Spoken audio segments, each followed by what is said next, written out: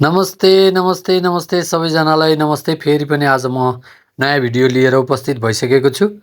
आजको चाहिँ मैले फुल पेपरमा चाहिँ वाटर कलर नलगाउने र जुन अब्जेक्ट भएको छ त्यो अब्जेक्ट भएको ठाउँमा मात्रै वाटर कलर लगाउने भनेर मैले स्केच गर्दैछु।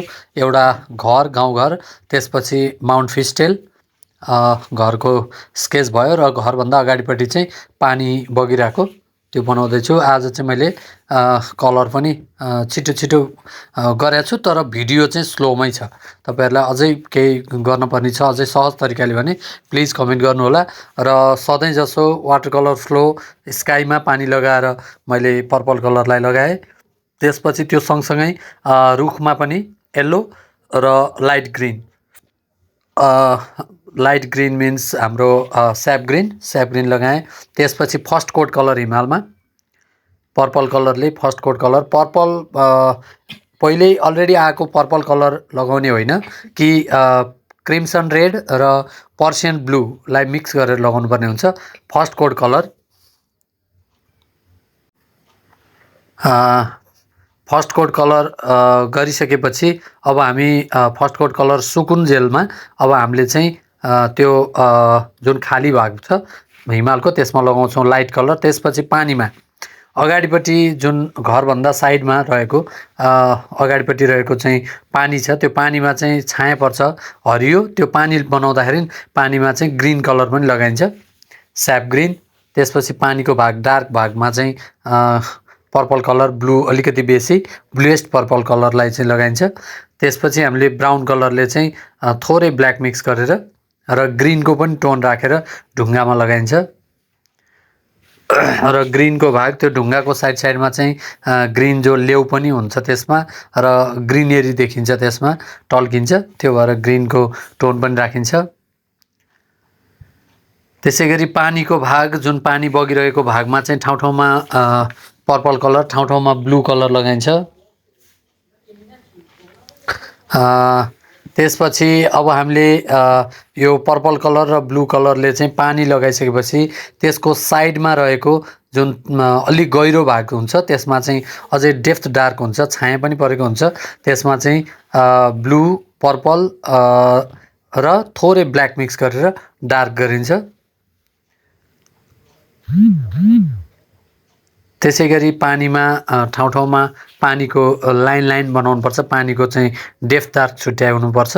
त्यसपछि बगेको भागमा पानी बगेको साइडमा पनि पुरैमा नलगाउने, मैले चाहिँ आज पुरैमा पेपरमा लगाएको छैन, साइडमा मात्रै ठाउँ ठाउँमा मात्रै लगाएको छु, छेउछेउमा चाहिँ लगाएको छैन।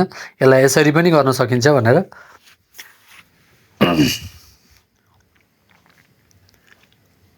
त्यसै गरी ढुङ्गामा जुन ढुङ्गा छ माटोको भाग देखिने भागमा चाहिँ ब्राउन कलर लगाइन्छ। त्यसपछि त्यसमा चाहिँ थोरै सेड पनि हुन्छ र पानी पनि बगेको हुनाले ब्लू पनि लगाइन्छ। त्यसपछि घरको छानामा ब्राउन कलरलाई अलिकति लाइट गरेर ब्राउन कलर लगाइन्छ भने घरमा चाहिँ कलर गर्ने ओरेन्ज कलरलाई चाहिँ हामीले घरमा लगाइन्छ। गाउँघरको घरमा चाहिँ यसरी ओरेन्ज कलर लगाउँछन्। र घरभन्दा नजिकमा चाहिँ सेतो छोडिएको छ, त्यसमा चाहिँ ग्रिन घाँस बनाउनको लागि छोडिएको छ, अहिले त्यसमा ग्रिन लगाइन्छ भने रुखमा चाहिँ सेकेन्ड कोड, अब रुखमा चाहिँ नजिकको रुखमा सेकेन्ड कोड स्याप ग्रिन लगाइन्छ। त्यसपछि घरको साइडमा नजिकमा रहेको ठाउँमा पनि ग्रिन जुन घाँस हुन्छ त्यसमा पनि, र घरको साइडमा पछाडिपट्टि भागमा पनि ग्रिनेरी बनाउनु पर्ने भएको हुनाले स्याप ग्रिन लगाइन्छ।